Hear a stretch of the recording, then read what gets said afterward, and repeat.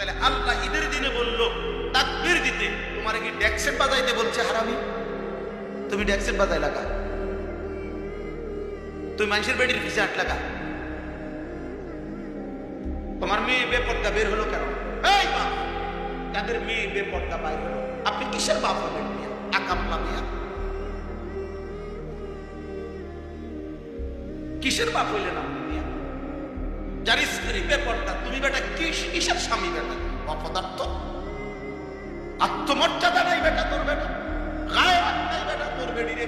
সারা মহল্লার মানুষ দেখে বেটা, সব বখাটে দুশ্চরিত্র যুবক বেটা, টিটকারি মারে, ইটকারি মারে, তুই বেটা বে করে থাও বেটা। আহা, এ তো বেগায়ে আত্মসম্মানহীন নাকি? যার ভিতরে ভদ্রতা আছে, আত্মমর্যাদা আছে, তার স্ত্রী বেপর্দা হতে পারে না।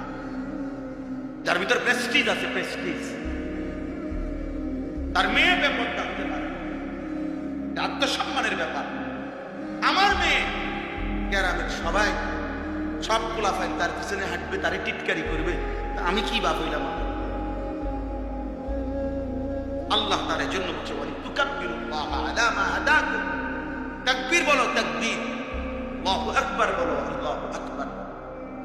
আমারে ডাকো, ঈদের দিন আমারে ডাকো, ঈদের দিন আমারে ডাকো। ঈদ কারো বাপের দেওয়া না, ঈদ আল্লাহর দেওয়া। কথা বলেন না? ঈদ রাসূলুল্লাহ সাল্লাল্লাহু আলাইহি ওয়াসাল্লামের ঘোষণা করা। তাহলে কারো মন মতো ঢাক বাজাইয়া, ঢোল বাজাইয়া, বাদ্য বাজাইয়া, গান বাজাইয়া, ট্যাক্সেট বাজাইয়া ঈদ পালন করিলাম, গুনাহের মাধ্যমে ঈদ দিলেন আল্লাহ, আর আল্লাহর দেওয়া ঈদ পালন করিলাম আল্লাহর নাফরমানির মাধ্যমে। এটা কি ইনসাফ? এটা কিভাবে ইনসাফ বলেন? আল্লাহ আমাদেরকে বিবেক দান করেন।